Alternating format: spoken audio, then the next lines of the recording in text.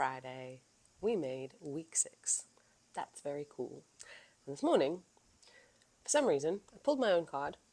It was the friendliness card, which I love, and it was amazing when we were traveling in South Africa back during the COVID years. We took a year out of Hong Kong, spent 6 months with my family in Europe and the UK, and then 6 months with his family in South Africa. And I actually saw this, like these trees together that actually represented the friendliness card. I'm going to have to find that photo at some point. But then I decided I wanted to draw a card for whoever is going to be watching this. Yeah, so I shuffled with that intention and pulled out the conditioning card, which I find quite interesting, considering we also recently watched Trust Me, I'm a Prophet. It, I've said it before in terms of training, having come out of the alcohol industry and the events industry and having spent many years living as a high-functioning alcoholic. Sometimes when I look back at the amount of alcohol that I used to consume, it makes me feel a little bit sick. And then on a daily basis. And it always, when I moved into fitness and when I moved into training, it it just blew my mind how much we don't understand how our bodies are designed to feel on a day-to-day basis. Like your average Joe, if you've never really been to the gym, done any walking, or gotten into physical exercise, like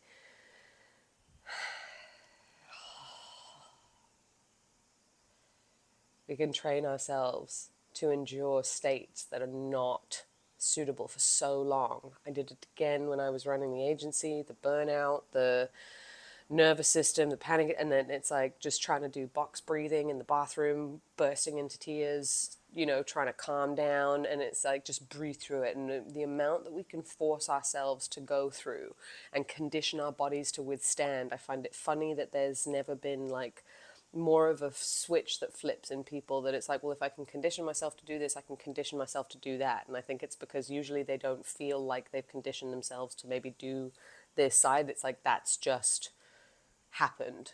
That's how life has unfolded. And so you haven't really pegged that, like, I don't know, you don't have access to more because you haven't moved within your body or experienced that transformation yourself over a period of time.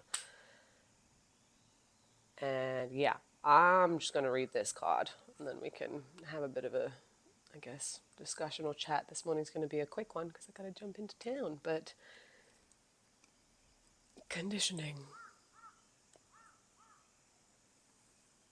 You can see that beautiful card. It says, this card recalls an old Zen story about a lion who was brought up by sheep and who thought he was a sheep until an old lion captured him and took him to a pond where he showed him his own reflection.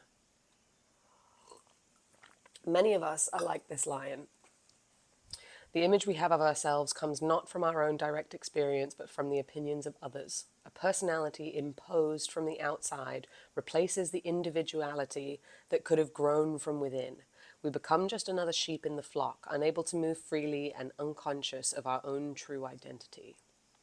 It's time to take a look at your own reflection in the pond and make a move to break out of whatever you have been conditioned by others to believe about yourself.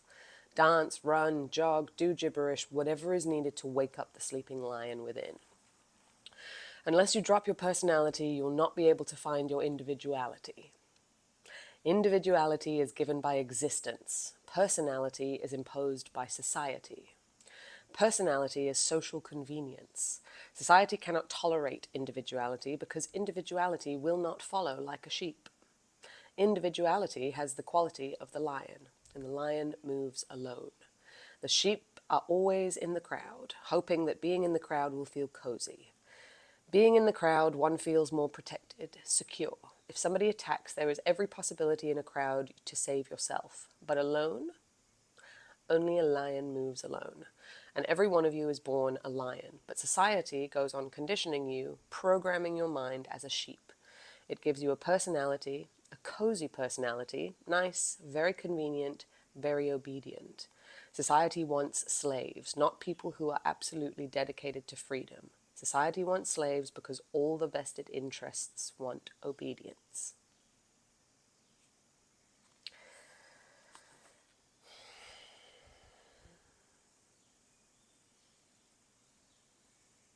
You are a lion, my friend.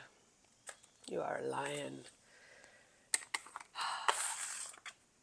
That line, that word at the end, obedience. Society wants obedience. That was one of the biggest things in that Trust Me, I'm a Prophet documentary that came out. It's just obedience is how they were able to control the group, and just blind obedience. Even at one point in the documentary, it was like we were never taught to think for ourselves. We were never taught to question this. We were taught strict obedience.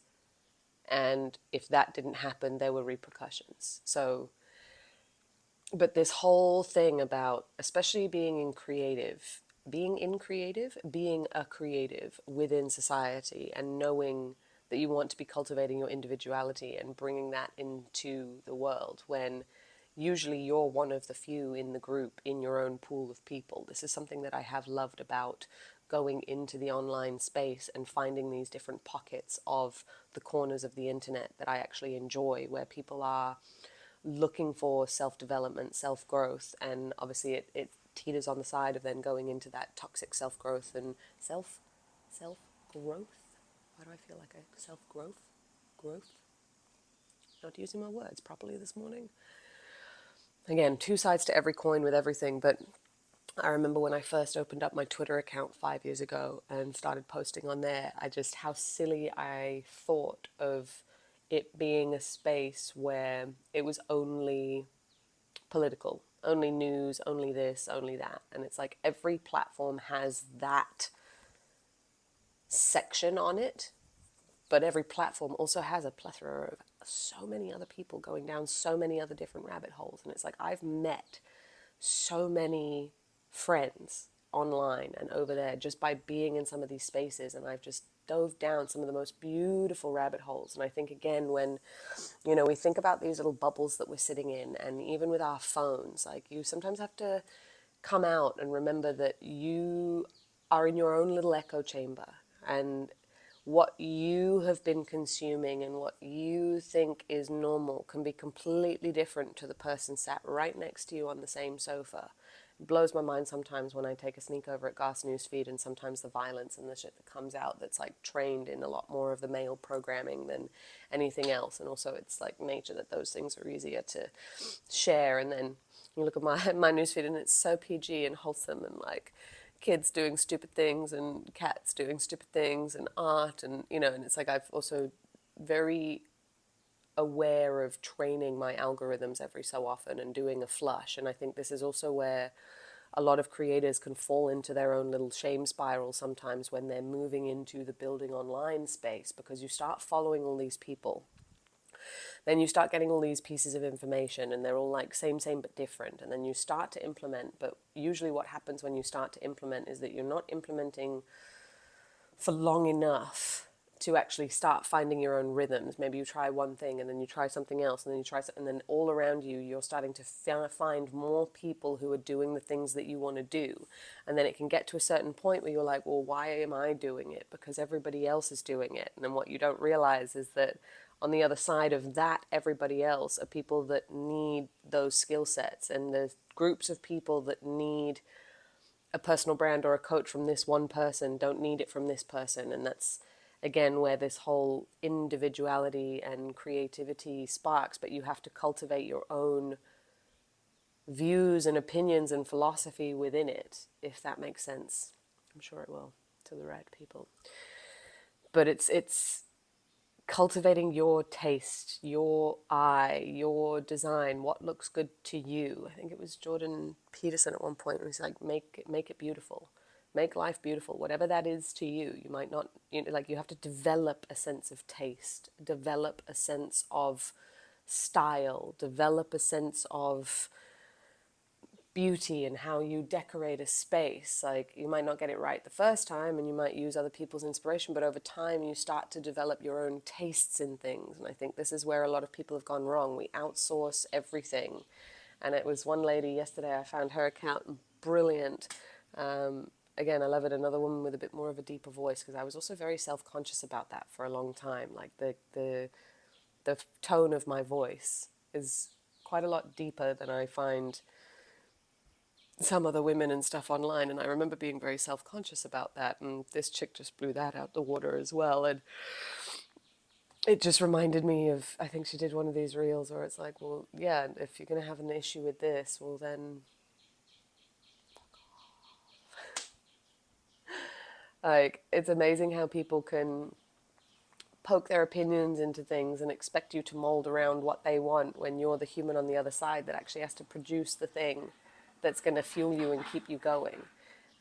It was one of my other mentors on here, David Boland. I jumped into his YouTube group, creator group, at the end of last year while I was back in the UK, and it was brilliant just to see, again, more of creators just dealing with these same kind of things. But one of the things that stuck that he said was that he put on like a webinar or a Q&A or a talk on something, and when he asked for feedback, it was like 50% of them really enjoyed it, 50% of them said they didn't like it, somebody said they would do this, and it's like, with anything that you do, you're always going to get some people that like it, some people that don't, some people that like it, some people that don't. And it's amazing how we can very quickly focus on the people that don't and almost like kick into that conditioning of, oh, I must please the people that, it's like prove to the, it's like, no, I think this is where we've also made it much harder for everybody. And that's that whole thing about trying to grab attention versus cultivating something so damn cool that's your own, that it just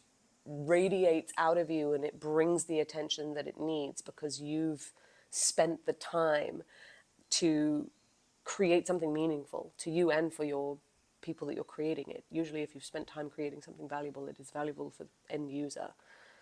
And I think this is where this speed as well and this almost disconnection or this numbness of our clients has just created this like fast action stuff. And it's like there's fast action that can happen to things that are deep as well. And this is where I feel that that nuance still comes in. You know, like just because you're launching something regularly doesn't mean you're not giving it much thought. But on the flip side, it could also be that some people are just grasping at, you know, whatever's going to stick.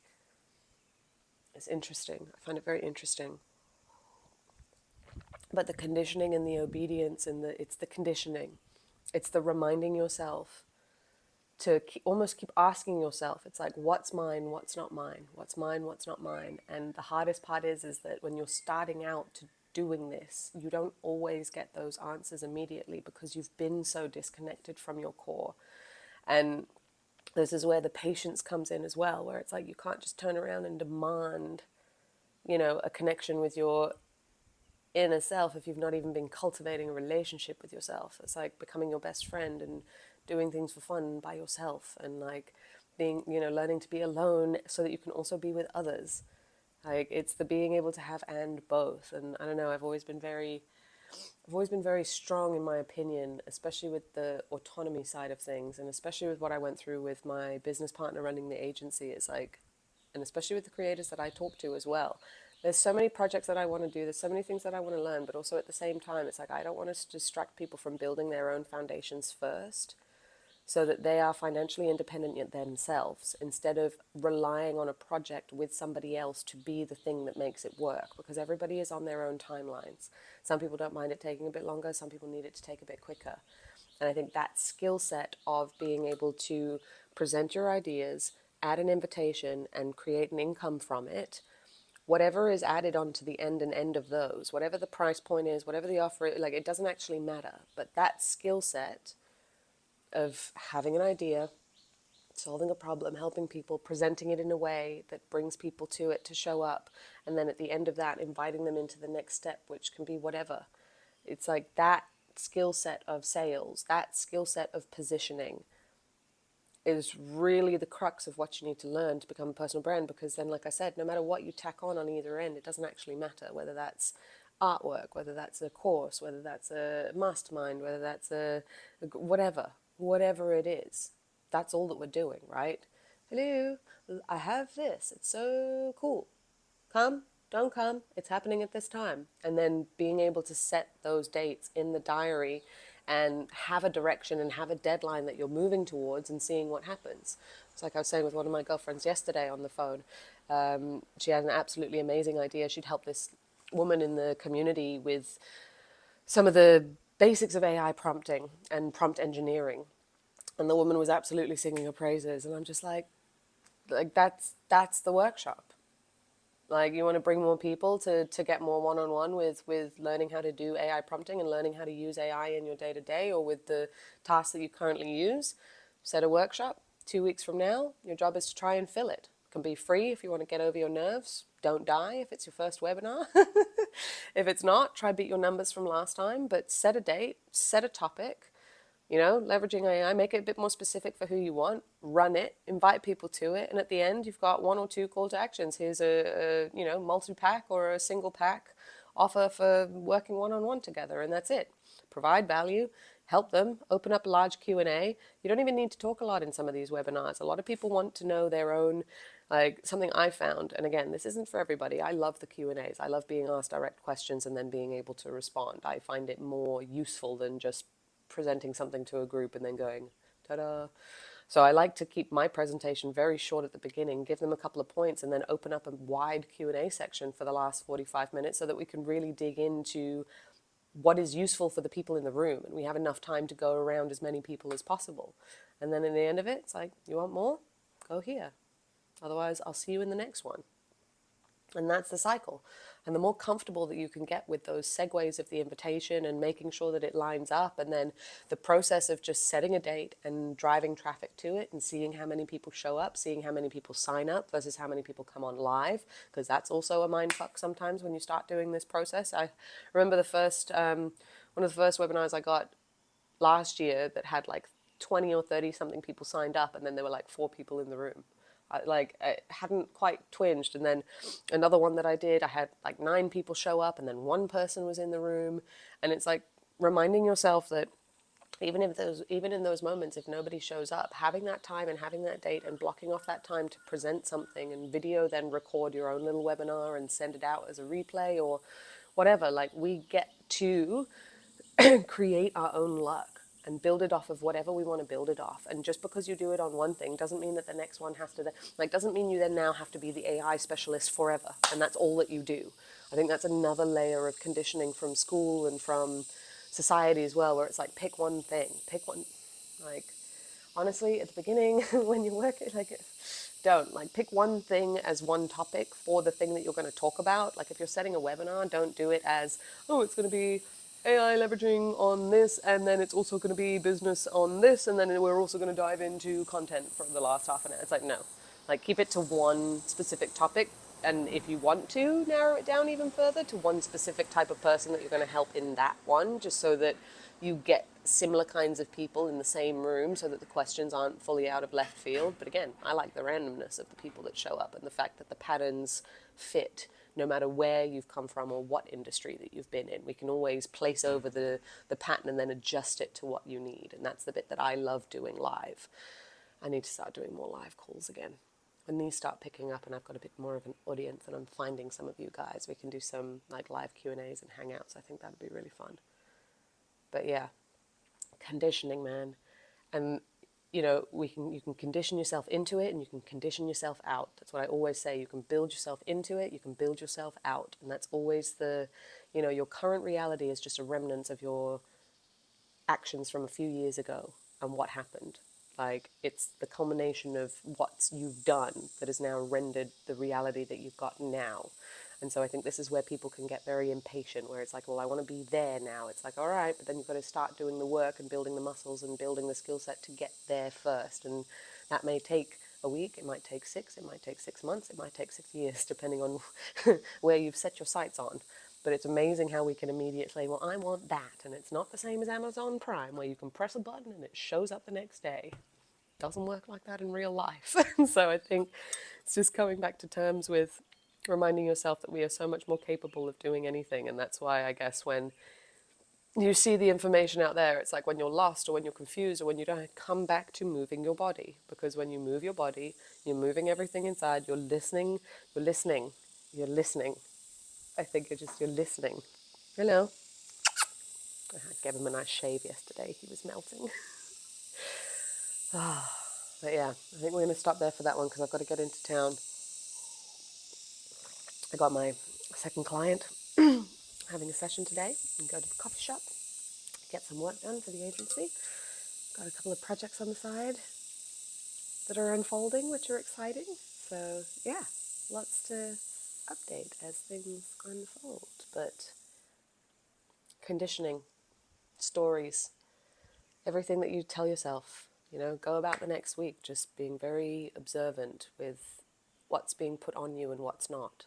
And that was look, it took me doing the Vipassana, the 10-day Vipassana meditation to feel that separation of everything coming in and just being on autopilot instead of having that split second of, is this mine, is this not mine? And almost be able to like swipe left or right. That's what I think of it now sometimes, where it's like, mine, not mine, mine, not mine. And same with like things that are coming in life. It's like chaos, like my energy, not my energy. And my favorite line at the moment, especially with other people's businesses, when I start to feel myself getting a little bit like caught up in it energetically, it's like, it's not my circus, not my monkeys. What's yours, what's not yours?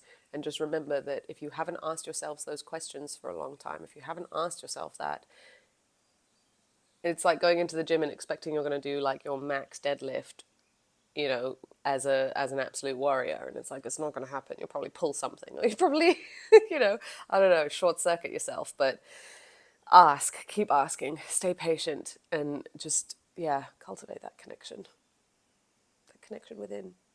Like, find your individuality again. We're allowed to be human. We're allowed to be our own bosses. And yeah, if you've been finding your own way or doing your own stuff, and you're not like the rest of society, then yeah, it's going to get fun. The online space is going to get very, very fun. All right. Happy Friday, guys. I'll see you next week.